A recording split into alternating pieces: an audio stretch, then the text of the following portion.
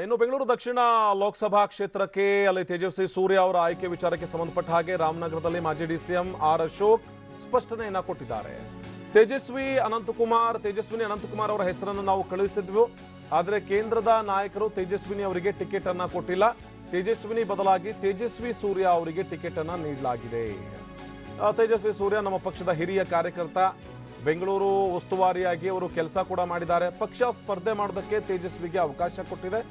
ಪಕ್ಷ ಯಾರಿಗೆ ಟಿಕೆಟ್ ಅನ್ನ ನೀಡಿದೆಯೋ ಅವರ ಪರವಾಗಿ ಕೆಲಸ ಮಾಡೋದು ನನ್ನ ಕೆಲಸ. ರಾಮನಗರದಲ್ಲಿ ಮಾಜಿ ಡಿಸಿಎಂ ಆರ್ ಅಶೋಕ್ ಇಂಥದ್ದೊಂದು ಹೇಳಿಕೆಯನ್ನು ಕೊಟ್ಟಿದ್ದಾರೆ.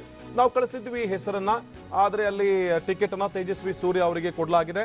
ತೇಜಸ್ವಿ ಸೂರ್ಯ ಕೂಡ ನಮ್ಮ ಪಕ್ಷದ ಕಾರ್ಯಕರ್ತ, ಹಲವಾರು ಕೆಲಸಗಳನ್ನ ಮಾಡಿದ್ದಾರೆ. ಜೊತೆಗೆ ಬೆಂಗಳೂರು ಉಸ್ತುವಾರಿಯಾಗಿಯೂ ಕೂಡ ಅವರು ಒಂದಷ್ಟು ಕೆಲಸಗಳನ್ನ ಮಾಡಿದ್ದಾರೆ ಎನ್ನುವಂತ ಮಾತುಗಳನ್ನ ಡಿಸಿಎಂ ಆರ್ ಅಶೋಕ್ ಹೇಳ್ತಾ ಇದ್ರು. ಇನ್ನು ರಾಮನಗರದಲ್ಲಿ ಮಾತನಾಡಿದಂತ ಅವರು ಒಂದಷ್ಟು ವಿಚಾರವನ್ನ ಹೇಳ್ತಾ ಹೋಗ್ತಾ ಇದ್ರು. ಇಲ್ಲ, ಅವರು ಕೂಡ ನಮ್ಮ ಪಕ್ಷದ ಕಾರ್ಯಕರ್ತರು, ಈ ಹಿಂದೆ ಕೆಲಸವನ್ನ ನಿರ್ವಹಿಸಿದ್ದಾರೆ ಅಂತ. ಇದೇ ವಿಚಾರಕ್ಕೆ ಸಂಬಂಧಪಟ್ಟ ಹಾಗೆ ನಮ್ಮ ಪ್ರತಿನಿಧಿ ಪ್ರಶಾಂತ್ ಜೊತೆಗೆ ಆರ್ ಅಶೋಕ್ ಮಾತಾಡಿದ್ದಾರೆ. ಏನೆಲ್ಲ ಮಾತಾಡಿದ್ದಾರೆ ನೋಡೋಣ ಬನ್ನಿ.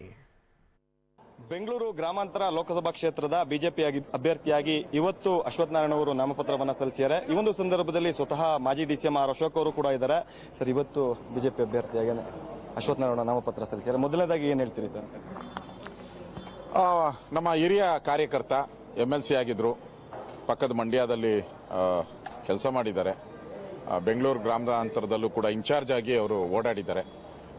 ಬಿಜೆಪಿಯ ಕಾರ್ಯಕರ್ತರಿಗೆ ಒಂದು ಸ್ಪರ್ಧೆ ಮಾಡುವಂತ ಅವಕಾಶವನ್ನ ನಮ್ಮ ಪಕ್ಷ ಕೊಟ್ಟಿದೆ. ಮಧ್ಯರಾತ್ರಿ ಅಭ್ಯರ್ಥಿ ಹೆಸರನ್ನ ಘೋಷಣೆ ಮಾಡುವಂತದ್ದು ಏನಿತ್ತು? ಹಿಂದೆ ಯೋಗೇಶ್ವರ್ ಹೆಸರು ಕೇಳಿ ಬರ್ತಿತ್ತು, ರುದ್ರೇಶ್ ಹೆಸರು ಕೇಳಿ ಬರ್ತಿತ್ತು, ಬೇರೆ ಬೇರೆ ಹೆಸರು ಕೇಳಿ ಬರ್ತಿತ್ತು. ಈ ರೀತಿ ಮಧ್ಯರಾತ್ರಿಯಲ್ಲಿ ಅಶ್ವಥ್ ನಾರಾಯಣ ಅವರ ಹೆಸರನ್ನ ಪ್ರಕಟ ಮಾಡುವಂತದ್ದು ಏನಿತ್ತು ಸರ್? ಇದೊಂದೇ ಸೀಟ್ ಅಲ್ಲ, 4 ಸೀಟನ್ನ ನಾವು ಮಧ್ಯರಾತ್ರಿ ಅನೌನ್ಸ್ ಮಾಡಿದಿರಿ. ಪೊಲಿಟಿಕಲ್ ಪಾರ್ಟಿಯಲ್ಲಿ ಇದು ಸರ್ವೇ ಸಾಮಾನ್ಯ. ಈಗಾಗಲೇ ಚುನಾವಣಾ ಸಮಿತಿಗೆ, ಕೇಂದ್ರದ ಚುನಾವಣಾ ಸಮಿತಿಗೆ ಯೋಗೇಶ್ವರ್ ಮತ್ತು ಅಶ್ವಥ್ ನಾರಾಯಣ 2 ಹೆಸರುಗಳನ್ನ ನಾವು ಕಳಿಸ್ಕೊಟ್ಟಿದ್ರಿ. ಯೋಗೇಶ್ವರ್ ಅವರು ನಾವು ರಾಜ್ಯ ರಾಜಕಾರಣದಲ್ಲಿ ಇರಬೇಕಾಗಿದೆ. ಈ ರಾಮನಗರದ ಜಿಲ್ಲೆಯಲ್ಲಿ DK ಶಿವಕುಮಾರ್ ಮತ್ತು ಕುಮಾರಸ್ವಾಮಿಯನ್ನು ಎದುರಿಸಬೇಕಾದ್ರೆ ನಾನು ಇಲ್ಲಿ ಇರಬೇಕಾದ ಅವಶ್ಯಕತೆ ಇದೆ ಅಂತ ನಮ್ಮ ನಾಯಕರಾದಂಥ ಯಡಿಯೂರಪ್ಪನವರಿಗೆ ಮನವರಿಕೆ ಮಾಡಿಕೊಟ್ಟಿದ್ರಿಂದ 2ನೇ ಅಭ್ಯರ್ಥಿಯಾಗಿದ್ದಂಥ ಅಶ್ವಥ್ ನಾರಾಯಣ ಅವರು ಇವತ್ತು ಆ ಅದೃಷ್ಟ ಬಂದಿದೆ. ಲೋಕಸಭಾ ಸದಸ್ಯರಾಗಿ ಪಾರ್ಲಿಮೆಂಟ್ಗೆ ಜನ ಆಯ್ಕೆ ಮಾಡೋ ವಿಶ್ವಾಸ ನಮಗೂ ಇದೆ. ಸರ್, ಹೈಕಮಾಂಡ್ಗೆ ನೀವು ಕಳಿಸಿದ್ರಲ್ಲಿ ಯೋಗೇಶ್ವರ ಹೆಸರು, ರುದ್ರೇಶ್ವರ್ ಹೆಸರು ಇತ್ತು, ಅಶ್ವಥ್ ನಾರಾಯಣ ಅವ್ರ ಹೆಸರೇ ಇರಲಿಲ್ಲ. ನಿಶಾ ಹೆಸರು ಪ್ರಸ್ತಾಪ ಮಾಡಿದ ಮೇಲೆ ಕೊನೆಯದಾಗಿ ಅಶ್ವಥ್ ನಾರಾಯಣ ಅವರಿಗೆ ಸಿಕ್ಕಿದೆ ಅಂತ. ನಾನು ಕೋರ್ ಕಮಿಟಿಯಲ್ಲಿ ಇರುವಂತ ಒಬ್ಬ ಸದಸ್ಯ, ನಾನು ಮತ್ತು CT ರವಿ ಅವರು ಇಬ್ಬರೂ ಅಶ್ವಥ್ ನಾರಾಯಣ ಹೆಸರನ್ನು ಅವತ್ತೇ ಪ್ರಪೋಸ್ ಮಾಡಿದಿರಿ. ಈ 2 ಹೆಸರು ಹೋಗಿದೆ. ಯೋಗೇಶ್ವರ್ ಅವರು ಸ್ವಲ್ಪ ಸಮಯ ತೆಗೆದುಕೊಂಡ್ರು ಇದು ತಿಳಿಸುವಂಥದ್ದಕ್ಕೆ ಅಭಿಪ್ರಾಯ, ಅದಕ್ಕೆ ತಡವಾಯಿತೇ ಹೊರತು ಬೇರೆ ಯಾವುದೇ ರೀಸನ್ ಇಲ್ಲ. ಸ್ವತಃ ಯೋಗೇಶ್ವರ್ ಅವರು ಕೂಡ ಈ ಚುನಾವಣಾ ನೇತೃತ್ವವನ್ನು ವಹಿಸ್ತಾರೆ. ಸರ್, ಈಗಾಗಲೇ ಅಲ್ಲೇ ಕೆಲವಷ್ಟು ಮಾತುಗಳು ಕೇಳಿ ಬರುತ್ತಿರೋದು ಒಳ ಒಪ್ಪಂದ ಆಗಿದೆ, ಅಶ್ವಥ್ ನಾರಾಯಣ ಅವರಿಗೆ ಟಿಕೆಟ್ ಸಿಗೋದ್ರಿಂದ ಒಳ ಒಪ್ಪಂದ ಆಗಿದೆ. DK ಶಿವಕುಮಾರ್ ಬಿಜೆಪಿಯ ಪ್ರಬಲ ವಿರೋಧಿ. ಯಾವುದೇ ಕಾರಣಕ್ಕೂ DK ಶಿವಕುಮಾರ್ ಮಟ್ಟ ಹಾಕಿಲ್ಲ ಅಂದ್ರೆ ಕರ್ನಾಟಕದಲ್ಲಿ ಬಿಜೆಪಿ ಹಳೆ ಮೈಸೂರಲ್ಲಿ ಕಟ್ಟಕ್ಕೆ ಕಷ್ಟ ಆಗ್ತೈತೆ. ಆ ದೃಷ್ಟಿಯಿಂದ DK ಶಿವಕುಮಾರ್ ಅವರು ಅವ್ರ ತಮ್ಮನ್ನ ಸೋಲ್ಸೇಬೇಕು ಅನ್ನೋ ಒಂದು ಛಲದಿಂದ ನಾವು ಮಾಡ್ತಾ ಇದ್ರಿ. ತಮಗೂ ಗೊತ್ತಿದೆ, ಬೆಂಗಳೂರು ಗ್ರಾಮಾಂತರದಲ್ಲಿ ನಮ್ಮ ಅಭ್ಯರ್ಥಿಗಳು ಕಳೆದ ಬಾರಿನೂ ನಾವು ಮುನ್ರಾಜುಗೌಡನ ಹಾಕಿದ್ರಿ. ಈ ಸರಿ ಅಶ್ವಥ್ ನಾರಾಯಣ ಅವ್ರನ್ನ ನಿಲ್ಲಿಸಿದ್ರಿ. ಈಗ ಅಶ್ವಥ್ ನಾರಾಯಣ ಅವರು ಟಿಕೆಟ್ ಕೊಟ್ಟಿದ್ದಕ್ಕೆ ರಾಮನಗರದ ಎಸ್ಪೆಷಲಿ ಇಲ್ಲಿ ಜಿಲ್ಲಾಧ್ಯಕ್ಷರಾಗ್ಲಿ, ಇಲ್ಲಿನ ಬೇರೆ ಬೇರೆ ಘಟಕದ ಅಧ್ಯಕ್ಷರುಗಳಾಗ್ಲಿ ಸಾಕಷ್ಟು ವಿರೋಧ ವ್ಯಕ್ತಪಡಿಸ್ತಾರೆ. ಇವತ್ತು ನಾಮಪತ್ರ ಸಲ್ಲಿಸುವ ಸಂದರ್ಭದಲ್ಲಿ ಯಾರು ಕೂಡ ಇಲ್ಲಿ ಕಾಣಿಸ್ಕೊಂಡಿಲ್ಲ. ತಾವೇ ಹೇಳಿದ್ದಾರೆ ರಾತ್ರಿ 12 ಗಂಟೆಗೆ ಘೋಷಣೆ ಆಗಿದೆ ಅಂತ. ಸೊ ಇವತ್ತು ನಾಮಪತ್ರ ಸಲ್ಲಿಸುವಂಥದ್ದು ಫಸ್ಟ್ ಆದ್ಯತೆ.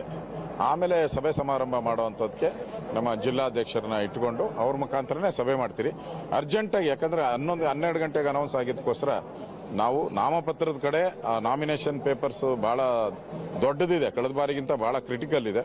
ಅದು ನಾಮಿನೇಷನ್ ಮಾಡಬೇಕಾಯ್ತು, ಅದಕ್ಕೆ ನಾವು ಹೆಚ್ಚು ಒತ್ತನ್ನ ನಾವು ಕೊಟ್ಟಿದ್ದೀವಿ. ಸರ್, ಇವರು ತೇಜಸ್ವಿನಿ ಅನಂತಕುಮಾರ್ ಅವರಿಗೆ ಟಿಕೆಟ್ ತಪ್ಪಕ್ಕೆ ಪ್ರಮುಖ ಕಾರಣ ಏನು ಸರ್? ನೋಡಿ, ನಾವು ಬೆಂಗಳೂರಿಂದ ರಾಜ್ಯದಿಂದ ಒಂದೇ ಒಂದು ಹೆಸರು ಕಳಿಸಿದ್ವಿ, ತೇಜಸ್ವಿನಿ ಅನಂತಕುಮಾರ್. ಎಲ್ಲ ನಮ್ಮ ಕೋರ್ ಕಮಿಟಿ ಸದಸ್ಯರು. ಬಟ್ ಕೇಂದ್ರದ ನಾಯಕರು ಅವ್ರನ್ನ ಟಿಕೆಟ್ ಕೊಟ್ಟಿಲ್ಲ, ಬದಲಾಯಿಸಿದ್ದಾರೆ. ಯಾಕೆ ಬದಲಾಯಿಸಿದ್ದಾರೆ ನನಗೆ ಗೊತ್ತಿಲ್ಲ. ಪಕ್ಷ ಯಾರಿಗೆ ಟಿಕೆಟ್ ಕೊಟ್ಟಿದೆ ಅವ್ರ ಪರವಾಗಿ ಅಶೋಕ, ಯಡಿಯೂರಪ್ಪ, ನಾನು, ಯಾರು ನಮ್ಮ ಸ್ನೇಹಿತರು ಎಲ್ಲರೂ ನಾವು ಕೆಲಸ ಮಾಡ್ತೀವಿ. ಸರ್, ಇವತ್ತು ಬಹಳ ಪ್ರಮುಖ ನಾಮಪತ್ರ ಸಲ್ಲಿಸಬೇಕು. ಬಹಳಷ್ಟು ನಿಮ್ಮ ಬಿಜೆಪಿ ಶಾಸಕರುಗಳೇ ಅಲ್ಲಿ ಹೋಗಿಲ್ಲ. ಕೇಂದ್ರ ಮಟ್ಟದಲ್ಲಿ ತೇಜಸ್ವಿ ಸೂರ್ಯ ಪರವಾಗಿ ಸಾಕಷ್ಟು ಕೆಲಸ ಆಗಿದೆ ಅಂತ. ನೋಡಿ, ನಾನು ಇಲ್ಲಿ ಅಶ್ವಥ್ ನಾರಾಯಣ ಅವರು ನಮ್ಮ ಅಭ್ಯರ್ಥಿ ಆಗ್ತಾರೆ ಅಂತ ನಿನ್ನೆ 5 ಗಂಟೆಗೆ ಗೊತ್ತಾದ ತಕ್ಷಣ ಅಶ್ವಥ್ ನಾರಾಯಣ ಅವರು ನನ್ನಿಂದ ಮಾತನ್ನು ತೆಗೆದುಕೊಂಡ್ರು. ನೀವು ನಾಮಿನೇಷನ್ ಬರೀಬೇಕು, 1 ಗಂಟೆಗೆ ಅಲ್ಲಿ ಇರಬೇಕು ಅಂತ ಹೇಳಿದರು. ಅದಕ್ಕೋಸ್ಕರ ಪಕ್ಷದ ಪ್ರಮುಖನಾಗಿ ನಾನು ಇಲ್ಲಿ ಬಂದಿದ್ದೀನಿ. ಯಾಕಂದರೆ ಮತ್ತೆ ಮಾಧ್ಯಮದಲ್ಲಿ ಗ್ರಾಮಾಂತರವನ್ನು ಕಡೆಗಣನೆ ಮಾಡಿದ್ರು, ಯಾವುದೇ ನಾಯಕರು ಇಲ್ಲಿ ಬಂದಿಲ್ಲ ಅಂತ. ಬೆಂಗಳೂರಲ್ಲಿ ಬೇಕಾದಷ್ಟು ನಾಯಕರಿದ್ದಾರೆ, ನಡೆಯುತ್ತೆ. ಅದು ಬೆಂಗಳೂರು ಭದ್ರಕೋಟೆ. ಇಲ್ಲಿ ನಾನು ಬರುವಂಥದ್ದು ಬಹಳ ಪ್ರಮುಖ. ಅದಕ್ಕೆ ಹೆಸರು ನಾನು ಬಂದಿದ್ದೀನಿ. ಇದಿಷ್ಟು ಕೂಡ ಮಾಜಿ ಸಿಎಂ ಆರ್ ಅಶೋಕ್ ಅವರ ಮಾತುಗಳು. ಕೊನೆ ಕ್ಷಣದಲ್ಲಿ ಈಗಾಗಲೇ ಬಹಳ ಪ್ರಮುಖವಾಗಿ ಯೋಗೇಶ್ವರ್ ಹಾಗೂ ಅಶ್ವಥ್ ನಾರಾಯಣ ಹೆಸರುಗಳನ್ನ ಕಳಿಸಲಾಗಿತ್ತು. ಯೋಗೇಶ್ವರ್ ಅವರು ನಾನು ಸ್ಪರ್ಧೆ ಮಾಡೋ ರಾಜ್ಯ ರಾಜಕಾರಣದಲ್ಲಿ ಇರ್ತೀನಿ ಅನ್ನೋ ಹಿನ್ನೆಲೆಯಲ್ಲಿ ಅಶ್ವಥ್ ನಾರಾಯಣ ಹೆಸರನ್ನ ಹೇಳಲಾಗಿದೆ. ಅವರು ಇವತ್ತು ನಾಮಪತ್ರವನ್ನು ಕೂಡ ಸಲ್ಲಿಸಿದ್ದಾರೆ. ಆದರೆ ರಾತ್ರಿ ಪ್ರಕಟವಾದ ಹಿನ್ನೆಲೆಯಲ್ಲಿ ಇಲ್ಲಿ ಕೆಲವಷ್ಟು ಜನ ಕೂಡ ಇಲ್ಲಿ ಬರಕ್ಕೆ ಸಾಧ್ಯವಾಗಲಿಲ್ಲ. ಜೊತೆಗೆ ಈಗಾಗಲೇ ನಾವು ಹೈಕಮಾಂಡ್ಗೆ ತೇಜಸ್ವಿನಿ ಅನಂತಕುಮಾರ್ ಅವರ ಹೆಸರನ್ನು ಕೂಡ ರವಾನೆ ಮಾಡಿದ್ವಿ. ಆದರೆ ಯಾಕಾಗಿ ತೇಜಸ್ವಿನಿ ಅವರ ಹೆಸರನ್ನ ಪ್ರಕಟಿಸಿಲ್ಲ ಅಂತ ತಿಳಿದಿಲ್ಲ. ಆದರೂ ಚುನಾವಣೆಯಲ್ಲಿ ನಾನು ಪ್ರಚಾರವನ್ನು ಪಾಲ್ಗೊಳ್ತೀನಿ, ಮುಂದಿನ ಪ್ರಚಾರಗಳಲ್ಲೂ ಕೂಡ ಪಾಲ್ಗೊಳ್ತೀನಿ ಅನ್ನೋ ಮಾತುಗಳನ್ನ ಹೇಳ್ತಾರೆ. ಕ್ಯಾಮರಾ ಪರ್ಸನ್ ಸಂದೀಪ್ ಜೊತೆ ಪ್ರಶಾಂತ್, TV9 ರಾಮನಗರ.